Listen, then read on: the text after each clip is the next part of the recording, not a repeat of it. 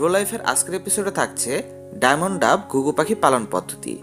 পাখিটি কয়টি করে ডিম দেয়, বছরে কয়বার বাচ্চা দেয়, এই ঘুঘু পাখিগুলোকে কি কি খাবার খাওয়াতে হয়। তাছাড়া আপনি যদি এই পাখিটি পালন করতে চান তবে প্রতি জোড়া ডায়মন্ড ডাব ঘুঘু কত টাকা দাম পড়বে। ডায়মন্ড ডাব ঘুঘু খুবই শান্ত প্রজাতির একটা পাখি।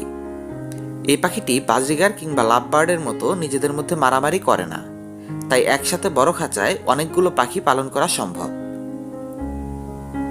আর আমাদের দেশীয় ঘুঘুর মতোই এরা আমাদের বাংলাদেশ ও ভারতের আবহাওয়াতে খুব সহজে নিজেদের খাপ খাইয়ে নিতে পারে। ডায়মন্ড ঘুঘু পাখি পালন করতে আপনার প্রয়োজন হবে একটা খাঁচা। ব্রিডিংয়ের জন্য পালন করলে এক জোড়া পাখিকে 18x18 সাইজের খাঁচা দেওয়া সবচেয়ে উত্তম। তবে 18x12 খাঁচাতেও এরা ব্রিডিং করে।